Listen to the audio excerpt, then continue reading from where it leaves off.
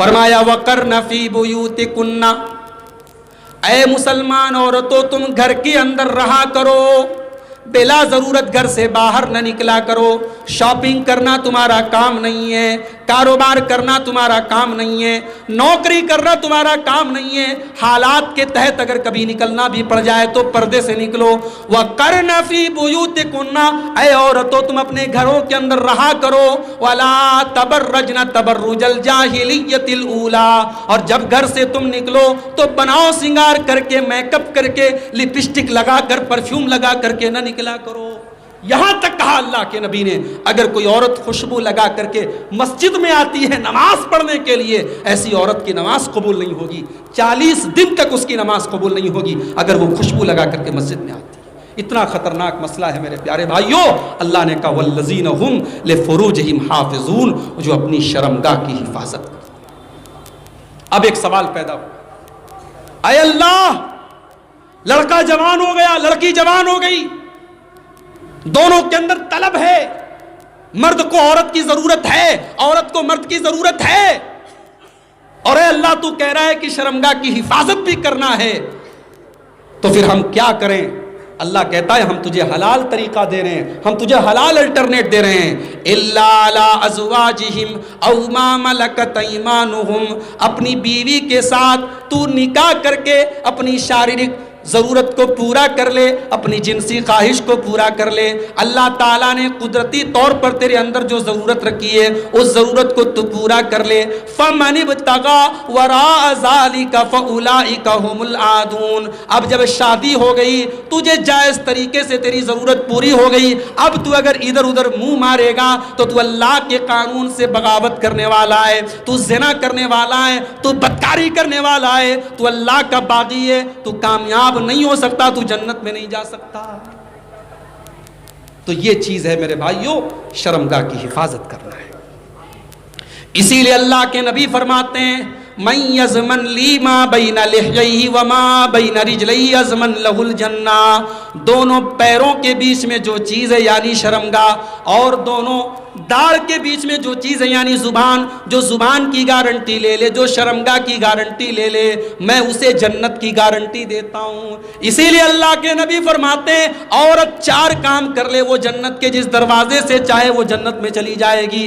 اذا صلت المرأۃ 5، 5 ٹائم کی نماز کی پابندی کرے، وصامت شہرہا، رمضان کا روزہ رکھے، واطاعت زوجہا، شوہر کی خدمت اور اطاعت کرے، واحسنت فرجہا، اور اپنی شرمگاہ کی حفاظت کرے۔ 4 کام عورت کر لے، کچھ اور نہ کرے، دخلت من ابواب الجنت شاءت، وہ جس دروازے سے چاہے جنت میں جا سکتے۔ 5 چیزیں ہو گئی۔ نمبر 6 اور نمبر 7، 2 چیزیں اللہ تعالیٰ نے ایک ہی آیت کے اندر اکٹھا بیان کی۔ والذین هم لاماناتہم وعہدہم راعون، کامیاب لوگوں کی 6ٹھی کوالٹی، وہ اپنی امانت میں خیانت نہیں کرتے۔ اب امانت کس کو کہتے ہیں؟ امانت کا آسان ترجمہ اگر میں آپ کے سامنے کروں، آسان کا اگر بہت آسان ٹرانسلیشن میں کروں، امانت کا مطلب ہے ڈیوٹی، امانت کا مطلب ہے کرتویہ، امانت کا مطلب ہے فرض۔ جو اپنے فرض کو صحیح طریقے سے نبھائے وہ کامیاب ہوگا۔ اب فرض میں بہت ساری چیزیں آ گئی میرے بھائی۔ ایسے بھی مدرسے کے ذمہ دار ہیں جو بیچارے مدرسہ چلا رہے ہیں، لاک ڈاؤن آیا، چندے نہیں ملے، انہوں نے اپنی جیب سے مدرسے کا خرچ چلایا ہے اور ٹیچروں کو تنخواہیں دی۔ ہم نے ایسے ذمہ داروں کو بھی ہم جانتے ہیں میرے بھائی۔ اور ایسے بھی مدرسے کے ذمہ دار لوگ ہیں جو بیچارے ٹیچروں کو کیا تنخواہ دیں گے، وہ مدرسے کے چندے سے اپنا پیٹ بھرتے ہیں۔ ہم نے مسجد کے ایسے متولی بھی دیکھے ہیں، مسجد کا متولی بنا پھرتا ہے اور ایک ٹائم کی نماز میں اور فجر کی نماز میں وہ نظر بھی نہیں آتا ہے۔ ہم نے ایسے ٹیچر بھی دیکھے ہیں، 50,000 روپے گورنمنٹ سیلری دے رہی ہے، 5-6 گھنٹے ان کو پڑھانا ہے، لیکن مدرسے میں چلے جاؤ، کلاس میں چلے جاؤ، بچے سامنے شرارت کر رہے ہیں، مولوی صاحب بیٹھ کے موبائل چلا رہے ہیں۔ یہ ہے امانت میں خیانت۔ آپ کو پیسہ کس چیز کا دیا جا رہا ہے؟ ہمارے بنارس میں ایک اہل حدیث عالم تھے، مولانا ابو القاسم صاحب بنارسی، سفر پہ جا رہے تھے، اسٹیشن پر پہنچے, ٹرین چھوٹنے والی تھی, ٹکٹ نہیں خرید سکے, ٹرین پہ چڑھ گئے. وہ اگلا اسٹیشن آیا, کوئی ٹی ٹی چیک کرنے والا نہیں ہے, آسانی سے اسٹیشن کے باہر نکل سکتے ہیں. باہر نکلے, بنارس سے الہ آباد جا رہے تھے. معاف کیجئے الہ آباد میں نے کہہ دیا, اس کا نیا نام پریاگ راج ہے بھائی, نام بدل گیا, ہمارے بابا جی نے نام بدل دیا. ٹکٹ خرید نہیں پائے, پہنچے وہ الہ آباد پریاگ راج, ٹی ٹی نہیں ملا, چاہتے نکل سکتے تھے باہر. ٹکٹ کاؤنٹر پہ گئے, پوچھا الہ آباد سے بنارس کا ٹکٹ کتنے کا ہے. اس نے بتایا اس زمانے میں جو بھی تھا 5 روپیہ 2 روپیہ 10 روپیہ جو بھی تھا, انہوں نے ٹکٹ خریدا, خرید کے پھاڑ. کسی نے پوچھا مولوی صاحب جب ٹی ٹی نہیں تھا, چیک کرنے والا نہیں تھا, آپ نکل جاتے, کیا ضرورت تھی ٹکٹ لینے کی. کہا نہیں, یہ خیانت ہو جاتی اور یہ میں نہیں کر سکتا. حکومت کے کھاتے میں وہ 10 روپیہ جانا چاہیے کیونکہ میں سفر کر کے آیا ہوں. ایسے علماء تھے تو کرپشن نہیں تھا میرے بھائی, ایسے اللہ والے تھے تو بےایمانی نہیں تھی. اور آج جس کو 2 روپیہ بےایمانی کرنے کا موقع مل رہا ہے وہ 2 روپیہ کر رہا ہے, جس کو 2 کروڑ روپے کا موقع مل رہا ہے وہ 2 کروڑ روپیہ کر رہا ہے. والذین هم لأماناتهم, کامیاب وہ لوگ ہیں جو اپنی امانت کو نبھاتے ہیں. اور جب امانت کی بات آئی ہے تو ایک بات اور کہنا چاہوں, ماں باپ سن لیں, بچے بھی آپ کی امانت ہے, جوان بیٹی بھی آپ کی امانت ہے, جوان بیٹا بھی آپ کی امانت ہے. بیٹا رات میں 2 بجے گھر آتا ہے, کوئی سوال نہیں. بیٹا گھر میں آیا, منہ سے سگریٹ کی مہک آ رہی ہے, منہ سے دارو کی مہک آ رہی ہے, کوئی سوال نہیں. بیٹی اگر 10 بجے کے بجائے 11 بجے آ رہی ہے تو بیٹی کے اوپر سوالوں کی بوچھار ہے. بھئی ہونا چاہیے, میں یہ نہیں کہہ رہا ہوں کہ بیٹیوں کو آپ چھوڑ دیں, سوال بیٹی سے بھی ہونا چاہیے اور سوال بیٹے سے بھی ہونا چاہیے. امانت ہے دونوں, اللہ کی بارگاہ میں پوچھا جائے گا. حاجی صاحب رات میں آپ تہجد پڑھتے تھے, اللہ کی بارگاہ میں رویا کرتے تھے, صبح فجر کی نماز میں مسجد میں سب سے پہلے جاتے تھے. جوان بیٹا رات میں 2 بجے گھر میں آ کر کے پڑا رہتا تھا, کبھی آپ نے فجر میں بیٹے کو اٹھایا؟ ماں بیچاری دوپٹہ اٹھا کر کے رات بھر دعا کرتی تھی. جوان بیٹی رات میں 2 بجے تک کسی سے موبائل پر باتیں کرتی تھی. ماں سے پوچھا جائے گا تو اندھی کیوں بن گئی, تو نے بیٹی کو منع کیوں نہیں کیا, تو نے بیٹی کو غلط چیزوں سے کیوں نہیں روکا. یہ بچے, یہ بچیاں امانت ہے میرے پیارے. اور آج تو جب سے موبائل نکلا ہے, اب بچوں کو ہم کہاں پال رہے, اب تو موبائل پال رہا ہے. کتنی عورتیں, بچہ کھانا نہیں کھا رہا ہے, جلدی سے موبائل اس کو ٹکا دیا. اب بچہ جو ہے لکڑی کی کاٹھی والا ویڈیو دیکھ رہا ہے تب وہ کھانا کھا رہا ہے. بچوں کو ہم نے اتنا موبائل کا عادی بنا دیا ہے کہ بچہ شرارت کر رہا, ہم نے جھٹ سے موبائل تھما دیا ہے. اس کے بعد ہم کہتے ہیں مولوی صاحب بچے تو موبائل کے پیچھے پڑے ہیں. موبائل کے پیچھے پڑے نہیں, آپ نے پڑھایا ہے.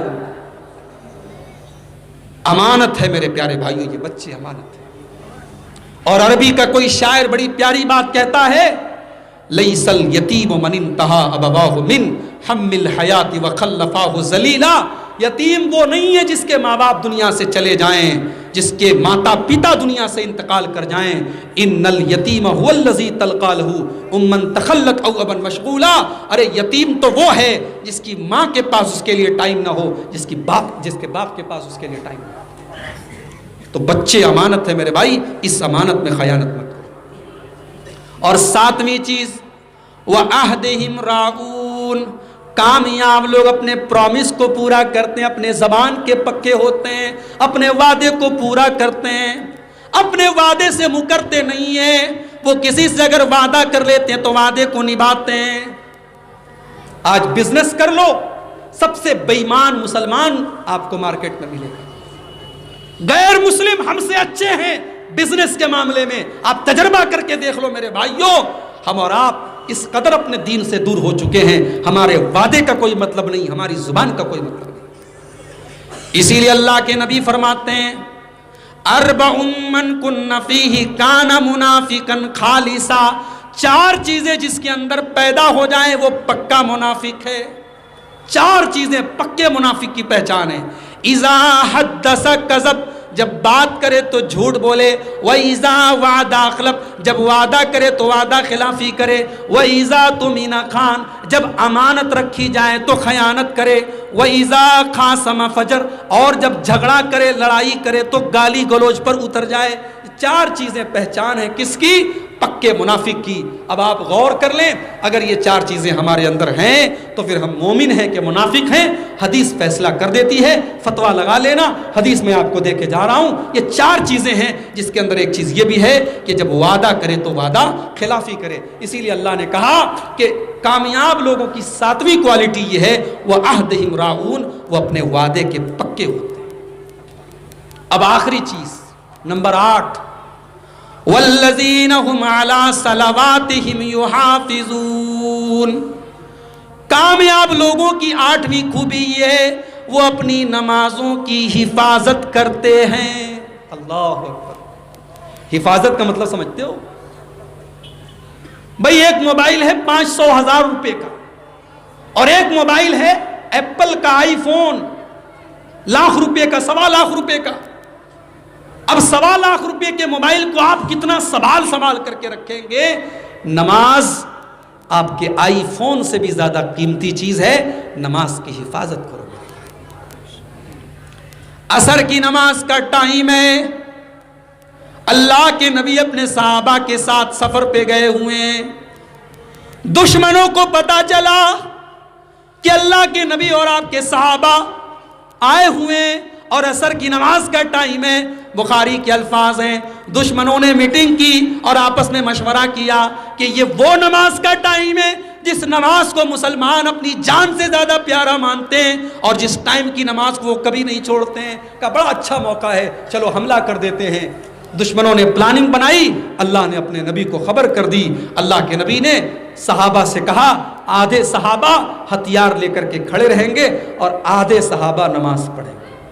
نماز تب بھی معاف نہیں ہوئی، کہا کہ آدھے ہتھیار لے کر کے کھڑے رہیں گے، آدھے نماز پڑھیں گے، اور جب یہ آدھے پڑھ لیں گے تو پھر وہ باقی آدھے نماز پڑھیں گے اور یہ ہتھیار لے کر کے کھڑے رہیں گے۔ یعنی نماز کا ایک نیا طریقہ جنگ کے حالات میں بیان کیا گیا، مگر نماز معاف نہیں کی گئی۔ اور مجھے وہ فتویٰ یاد آتا ہے شیخ عبدالعزیز بن باز کا۔ شیخ عبدالعزیز بن باز سے پوچھا گیا کہ ایک آدمی دشمن کی قید میں ہے اور کھمبے سے اس کے دونوں ہاتھ باندھ دیے گئے ہیں، نہ وضو کر سکتا ہے، نہ تیمم کر سکتا ہے، نہ نماز کی نیت باندھ سکتا ہے، نہ رکوع کر سکتا ہے، نہ سجدہ کر سکتا ہے۔ شیخ صاحب وہ نماز کیسے پڑھے گا؟ کیا وہ نماز کو چھوڑ دے گا؟ اور جتنے دن تک وہ دشمن کی قید میں ہے اتنے دن تک کی نمازوں کو وہ چھوڑ دے گا؟ شیخ عبدالعزیز بن باز اللہ ان کی قبر کو نور سے بھر دے، انہوں نے فتویٰ دیا کہ نہیں، یہاں قرآن کی اس آیت پر عمل کیا جائے گا، فَاتَّقُوا اللَّهَ مَا اسْتَطَعْتُمْ اللہ سے ڈرو جتنی تمہارے اندر طاقت ہے۔ اس کے ہاتھ کھمبے سے بدے ہیں، وہ وضو نہیں کر سکتا ہے نہ کرے، وہ تیمم نہیں کر سکتا ہے نہ کرے۔ اگر اس کا چہرہ قبلے کی طرف ہے اچھی بات ہے، اگر نہیں ہے تو جس حال میں ہے اسی حال میں وہ اپنے سر کے چہرے کے اشارے سے رکوع کر لے، سجدہ کر لے، اور اسی حال میں وہ نماز پڑھ لے۔ نماز اس حال میں بھی معاف نہیں ہے۔ میرے پیارے بھائیوں، آج جلسہ ہو رہا ہے برہیٹ کے اندر، اور ہم ہر سال جلسہ کرتے ہیں، 2 دن کا جلسہ ہوتا ہے، ہزاروں کی بلکہ لاکھوں کی تعداد میں لوگ اکٹھا ہوتے ہیں، مگر پھر رپورٹ کیا آتی ہے؟ کیا ہماری نمازیوں کی تعداد میں کوئی اضافہ ہوا؟ ہر سال ہمارے علاقے میں کوئی نئی مسجد بن رہی ہے، ہر سال کہیں نئی مسجد کی تعمیر ہو رہی ہے۔ مسجد تو بنا لی شب بھر میں ہی ماں کی حرارت والوں نے، من اپنا پرانا پاپی تھا، برسوں میں نمازی بن نہ سکا۔ مسجدوں کو بنانے سے اہم یہ ہے مسجدوں کو آباد کیا جائے۔ میرے بھائیوں، آج لاک ڈاؤن میں کتنی مسجدیں ایسی تھیں جہاں جمعہ نہیں ہوتا تھا، لیکن گاؤں دیہات میں چھوٹی چھوٹی وقتیہ مسجد تھی، وہاں بھی جمعہ ہونے لگا۔ میرے پاس ایسے سوال بھی آئے، شیخ صاحب ہمارے گاؤں میں 2 مسجدیں تھی، جامع مسجد تھی، وقتیہ مسجد تھی، وقتیہ مسجد میں ہم جمعہ پڑھنے لگے، اب دونوں مسجدوں میں جمعہ ہو رہا ہے۔ میں نے کہا دیکھیے بہتر ہے، اور جو فتوے کی روشنی میں جو علماء نے فتویٰ دیا وہ یہی ہے کہ بہتر ہے کہ گاؤں میں کوئی ایک مسجد ہو، بڑی مسجد، جہاں سارے لوگ مل کر کے جمعہ پڑھیں، لیکن اگر دونوں پر پڑھا جاتا ہے تو جائز ہے، لیکن بہتر اور افضل یہ ہے کہ اگر 2 مسجدیں قریب قریب میں ہیں تو جو بڑی مسجد ہے اس پر جمعہ کی ادائیگی کی جائے۔ ہم نے وہ حالات بھی دیکھے ہیں میرے بھائی، اللہ کے گھر میں حرم میں نمازیں ہو رہی ہیں 2-2 فٹ کی دوری پر. اللہ کے گھر میں کبھی یہ منظر نہیں دیکھا گیا کہ طواف رک گیا ہو, نماز رک گئی ہو, حرم کے اندر تالا لگ گیا ہو. ہم نے وہ منظر بھی دیکھا میرے بھائیوں. آج اللہ کا شکر ہے حالات نارمل ہوئے ہیں. آج وہاں پر بھی حج ہو رہا ہے, طواف ہو رہا ہے, عمرہ ہو رہا ہے, حج بھی انشاءاللہ ہوگا. آج اللہ نے ہمیں پھر زندگی دی ہے. آج پھر کورونا کا اثر کچھ کم ہوا ہے. اور زندگی کتنے دن کی ہے میرے بھائی, کوئی گارنٹی نہیں ہے. موت کب آ جائے گی کوئی گارنٹی نہیں ہے. لہٰذا یہ جو 8ویں نشانی ہے کہ اللہ کے کامیاب بندے اپنی نماز کی پابندی کرتے ہیں. آج اس جلسے سے جب آپ گھر جائیں تو یہ سوچ کر کے جائیں کہ ہم نماز کی پابندی کریں گے, اور آج ہونے والی فجر کی نماز آپ انشاءاللہ جماعت کے ساتھ پڑھنے کے بعد تب اپنے گھر میں جائیں گے. یہ عہد کر کے یہاں سے آپ اٹھیں. یہ 8 چیزیں اگر پیدا ہو گئیں ہمارے اندر تو اللہ تعالیٰ کہہ رہا ہے اولئک هم الوارث. اللہ نے یہ نہیں کہا ایسے لوگ جنت میں جائیں گے, اللہ نے کہا جنت کے وارث بن جائیں گے. وارث کس کو کہتے ہیں؟ باپ کے انتقال کے بعد بیٹا وارث ہے. بیٹے کو دنیا کی کوئی طاقت باپ کی وراثت سے محروم نہیں کر سکتی. اگر یہ 8 چیزیں آپ کے اندر پیدا ہو گئیں, اللہ گارنٹی دے رہا ہے کہ تم جنت کے وارث بن جاؤ گے. اور جنت بھی کون سی جنت؟ الذین یرثون الفردوس. جنت کا جو سب سے اعلیٰ درجہ ہے جنت الفردوس, وہ درجہ آپ کو انشاءاللہ ملے گا. یہ 8 چیزیں میں نے آپ کے سامنے بیان کی ہیں. اللہ سے دعا کرتا ہوں رب العالمین ہمیں ان 8 چیزوں کو اپنے اندر پیدا کرنے کی توفیق عطا فرمائے. اللہ تعالی ہمیں بھی اپنے کامیاب بندوں میں شامل فرما دے. رب العالمین ہمیں نماز کا پابند بنا دے. رب العالمین ہماری نمازوں میں خشوع اور خضوع پیدا فرمائے. رب العالمین ہمیں حرام چیزوں سے, لغو چیزوں سے دور رکھے. رب العالمین ہمیں اپنی شرمگاہوں کی حفاظت کی توفیق دے, اپنی امانت اور اپنے وعدے کا پاس کرنے کی توفیق دے. جو بیمار ہیں اللہ ان کو شفا عطا فرمائے. جو روزی روٹی سے پریشان ہیں اللہ ان کے کاروبار میں برکت نصیب فرمائے. کہنے اور سننے سے زیادہ رب العالمین ہم سب کو عمل کی توفیق عطا فرمائے. آمین. وآخر دعوانا الحمدللہ رب العالمین. ماشاءاللہ. جزاک اللہ خیر.